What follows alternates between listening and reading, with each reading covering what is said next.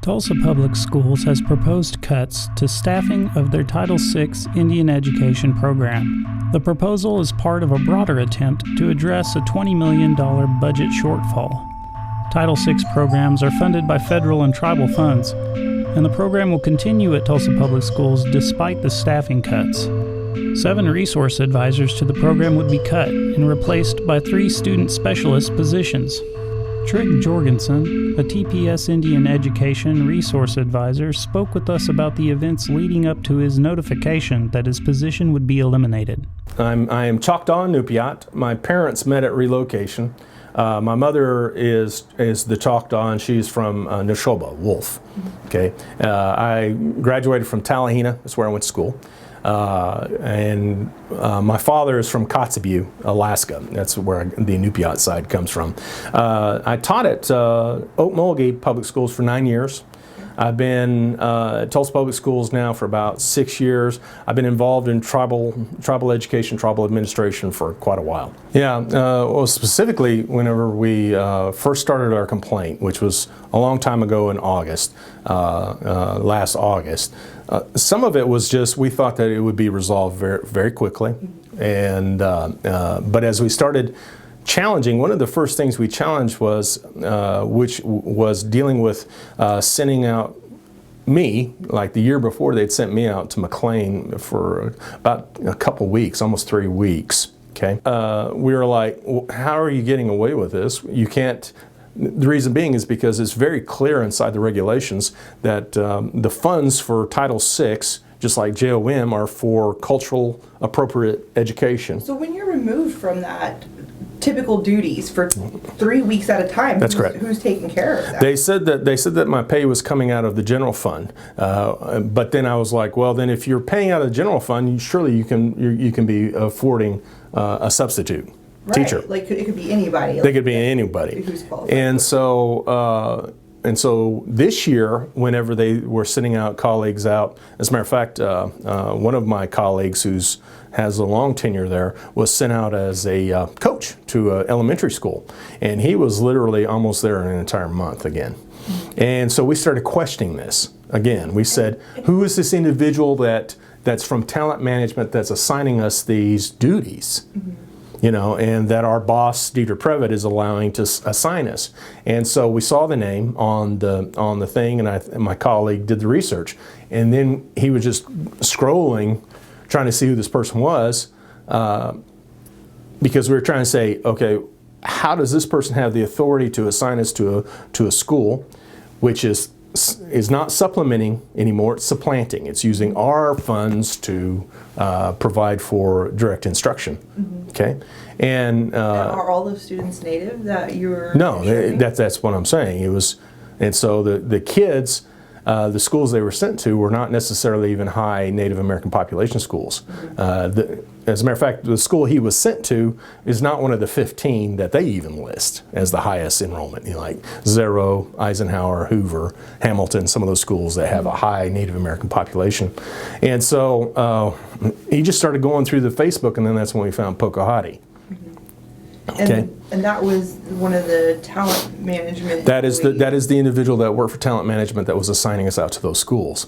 And so my colleague brought that to me, and I was like, this is disturbing. Yeah. The individual that's assigning us out there has, is showing red face, okay, and probably does not identify with us, with Native Americans. And so I just challenged the administration on that. When it came out later that that she's married to our boss's stepbrother, then we were like, it looks like my boss is literally utilizing her connections to create what we considered a hostile work environment. When we started challenging on that, I think that created the pressure on her, and that's what led her to yell at my colleague, one of the tutors, Katie. At any time when By the way, and Katie is Mvskoke in Lakota. So, anyways.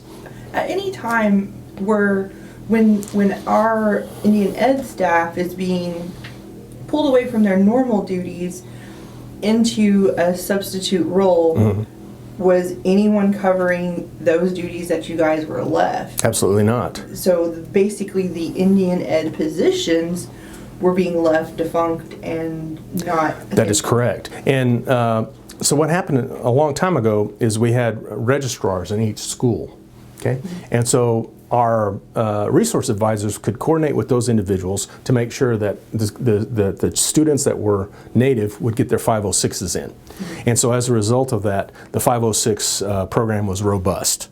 Okay, we had plenty of funds coming in because we were able to maintain the census. All right, Tulsa Public Schools, when they reorganized and they did away with registrars, then all of a sudden, when they centralized the enrollment over there, that meant that all of a sudden our duties of collecting 506s directly from those schools became more critical because they don't put it in the package. Like most schools, it's part of the enrollment package. Every year my kids go to school, there's the forms. And that's correct. And 506 is one of those forms. Tulsa did not have it inside their enrollment packets for the entire district because typically we're about 5% of the 30,000 kids. All right. And so they left it up to us to identify those students, which means that if a parent, and some parents don't even check I, they will check, some of them will check African American, some will check white. And so or multi. And so as a result of them checking that does not flag them that they are native. Okay? And so we literally have to go to those school communities and find out who the kids are a lot of times. And so getting a 506 to keep the program alive becomes almost as more important than the actual services we need to do. And so then by them using us as substitutes in August, that means we're short-handed that many staff to go out and collect the necessary paperwork we do so that way we can maintain the tutoring programs and all those other programs that we do. One of the things that happened when when Deidre first came on board is she changed all of our schools. She changed us to, the TPS has got this, instructional leadership design. Okay, and so they have these master principals that are over X amount of schools. So she came in and she changed all of our schools, our school assignments, not based on census, but based on the ILD system. Now the problem with that is that we have never met those individuals. And so I literally had to establish new relationships with new principals, new counselors, and new staff, and trying to educate them on what we do. Now, some schools, because of the testing paradigm that's going on inside of Tulsa Public Schools, don't mind if you pull students out during like transition times, specials, but you can't pull a student out of specials if that special that day is art or athletics, which makes sense. I mean, because if it's PE, the kids need the time. Okay. If it's art, they need that time as well. Okay. And so that means if we pull them out, it's got to be during some type of humanities or some other type of activity. Library. All right. Well, the only other time some schools, some principals will allow you to pull a student to work with them on cultural stuff or tutoring and things like that, sometimes it's almost impossible because they want you to do it after school. A lot of these kids catch buses. They want you to do it before school. A lot of these kids need their breakfast, okay? Or they want you to do it during their PE time. And what kid just wants to sit down at a desk? Yeah, what kid wants to get tutored during the PE? Okay, why am I getting punished? Yeah. And so coordinating with the local school to get access, like for instance this year the team I will be sponsoring is from Zero. Luckily for me, that principal and the staff have been embracing of me working with these kids, but I can only do these students once a week. Okay, so unlike Glenpool that has it part of their curriculum, Indian education, we are basically hit and miss, and it's based on when the kids are available. Like for instance, I have had Hale High School since I've started. That was removed from me this year, and there was actually no conversation about it. And so my other colleague had to pick that up because it was assigned to her, and literally no conversation goes on with the staff anymore. We used to have weekly staff meetings to outline stuff. I think it's purposeful. I think it's kind of like we started these grievances, started addressing each one of these issues last year. They did. My colleagues did. This year, I actually tried to make it more directly, forcing them to respond by putting it in writing, okay, and saying this is the crisis. Here's the grievance, okay. Before they were utilizing what I call as an informal grievance process. I did not step up to the formal grievance process, but I did put it in writing, say this is the issue, we need to address it. As it starts going through, playing out the last semester, then we show back up in January, and we have that very first parent-teacher committee meeting. We attend that, we're having conversations on where is it, because I know by the end of that week is the drop dead date that they're going to have to respond to my grievance with Dr. Gist.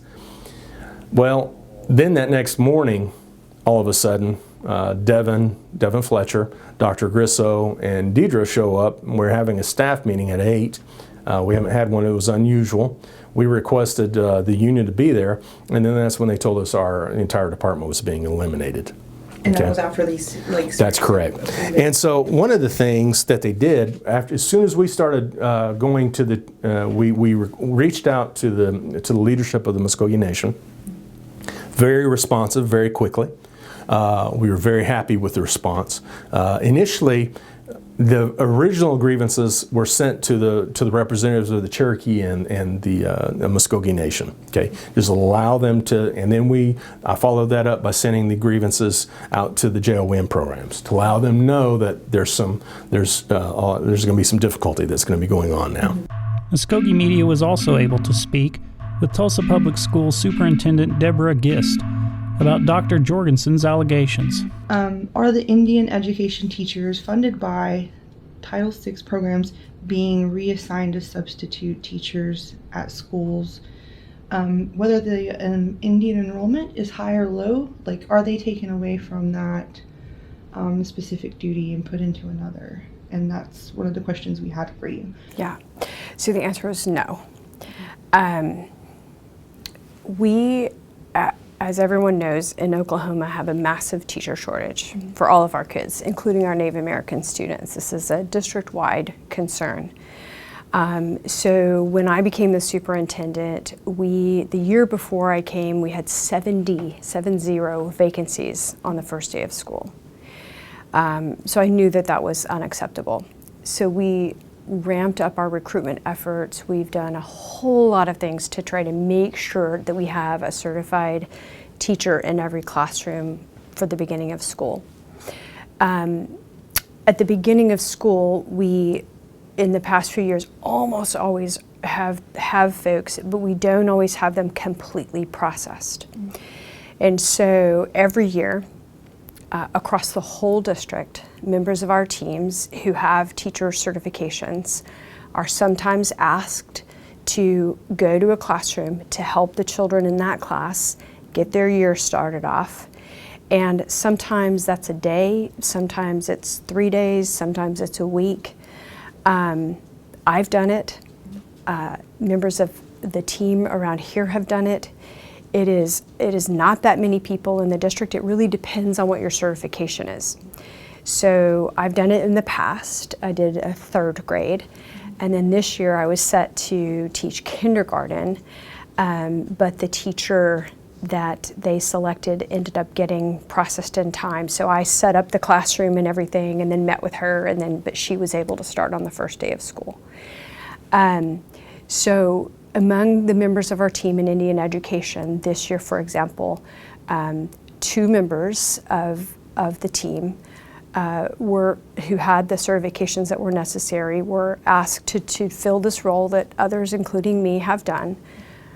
One went for part of the first day and then ended up kind of like my year this year where they actually had the person who wasn't needed. And then the second one was there for, I think, a little more than a week. So that has been very much misinterpreted as, like a kind of a regular use of our folks who are serving our Native American kids for just absences and things like that. And so of course we do not do that. And but this practice that we have doesn't affect every office every year. It just depends on certifications and where different certified people are, and it's for a very short period of time.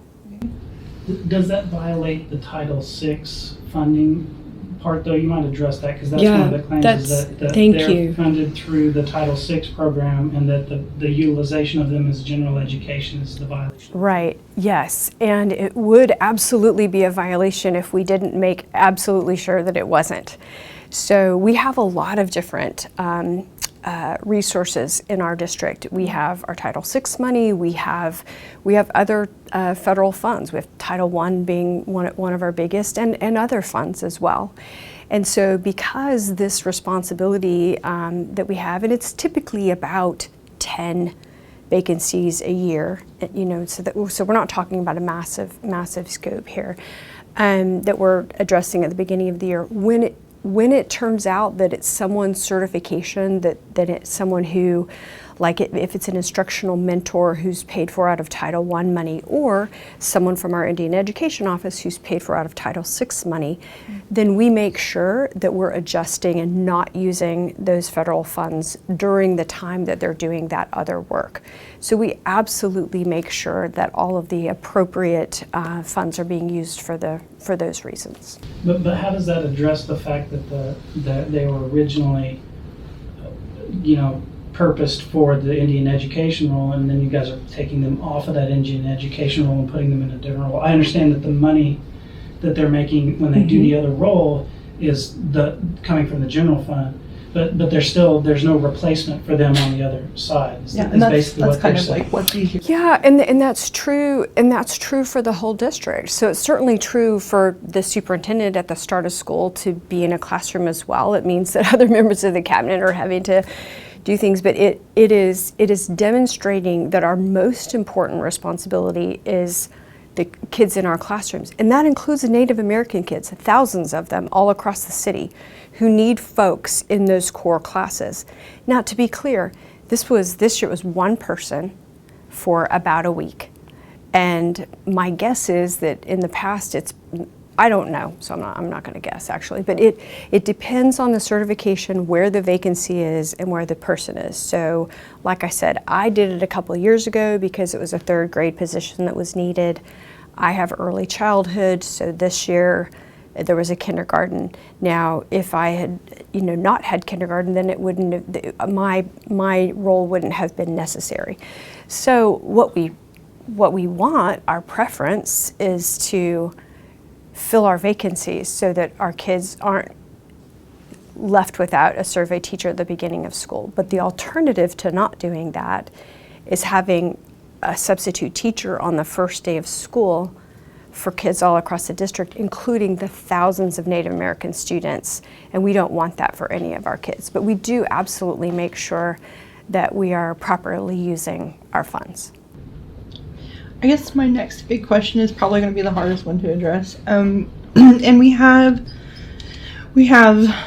notifications after notifications in our emails about this incident.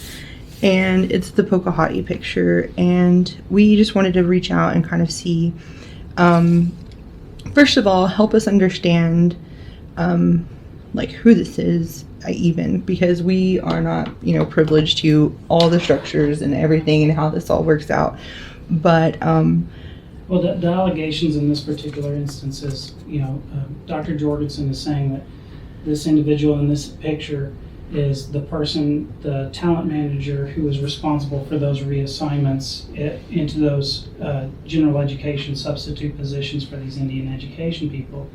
And he's saying that he filed a grievance based on this image and that it's a hostile workplace, etc. Is this person employed by TPS? Has there been administrative action in regards to this image? And where are we at with that?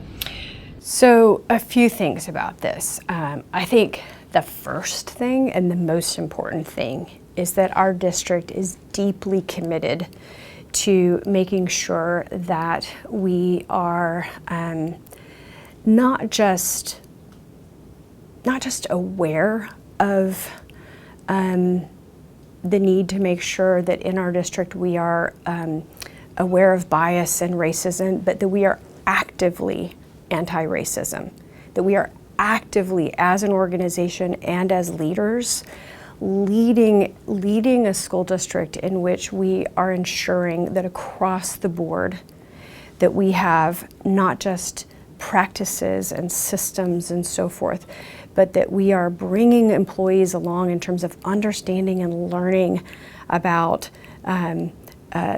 even some, less sensitive things, but just how do we better talk about race with one another? How do we understand bias, including implicit bias that people don't even realize their mind is landing on.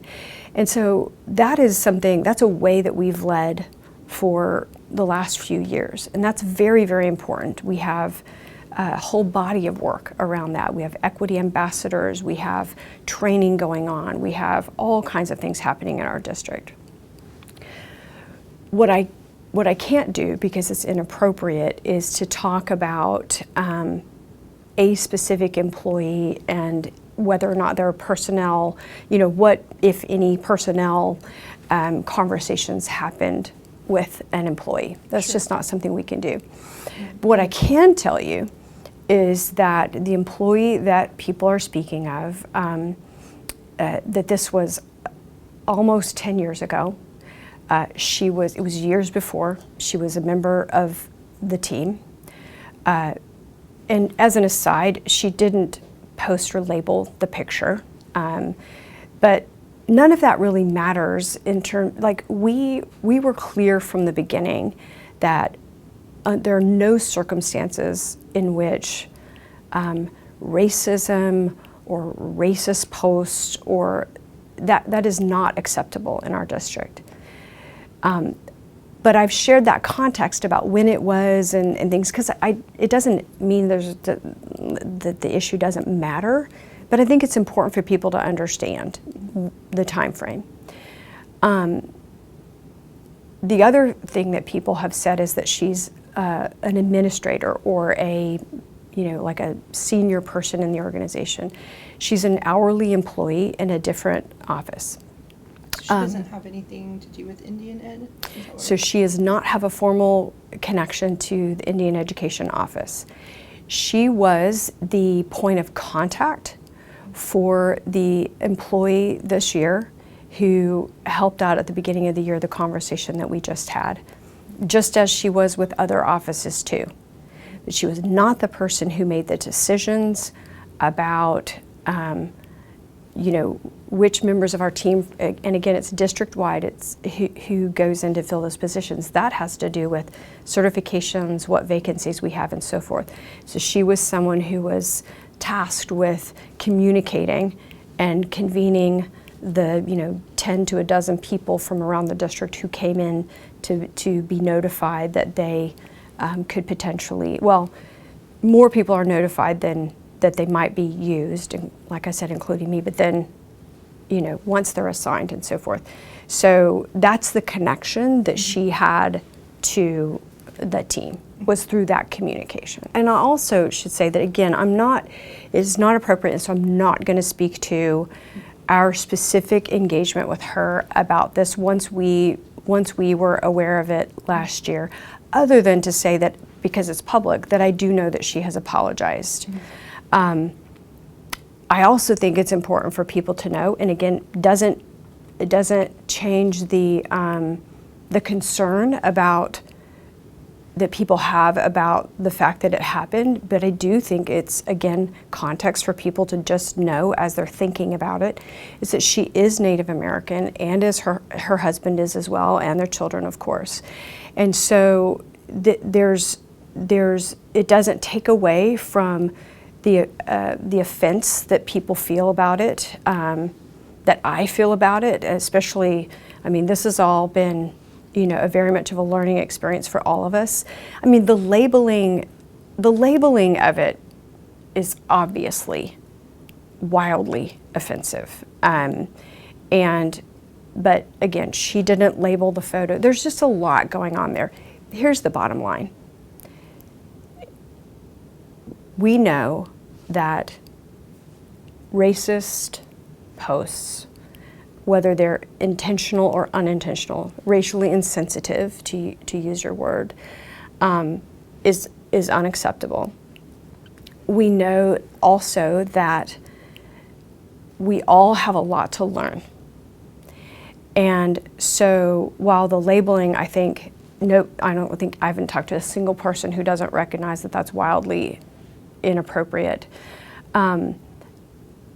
Understanding the ways in which cultural appropriation is, what that means and why it's not okay, and what is Native dress, and when that's appropriate and when it's not, what's a costume versus what's a genuine reflection of one's heritage, and so forth. Those are all things that I think this is a teachable moment. And I will say that, as a teacher, this is a learning moment, it's a teachable moment, not just for this team member, and I assure you that it has been, but for our whole organization and the rest of the city, for that matter. So the other thing is that our team has met about this because we have this whole body of work going around what we label as equity, but there's a whole bunch of stuff in it. It's everything from looking at materials that our children are using in school to make sure that they're culturally sustaining for the kids and that they reflect the histories and lives and rich literature and everything that reflects the children in our system. But it's also, how do we as an organization make sure that as leaders and as individuals within the organization, how do we make sure that we know and that we understand and are learning? And this is a teachable moment. And so that work has been going, but when something like this happens, that's why we sat down and we said, okay, so when something like this happens, how do we then use that situation to make sure that that we're benefiting from that? Because I think, the challenging part, again, the labeling, there's no issue there, but I think what was challenging for me as a white woman is to say, okay, there's a member of my team who is Native American, and so is her husband who's in the photo, and their description of it is different from the offense that others are taking from it. I'm not an expert to know what's the difference between a costume or something that's cultural appropriation versus what someone, what is appropriate and authentic dress. And so that's the teachable moment in it.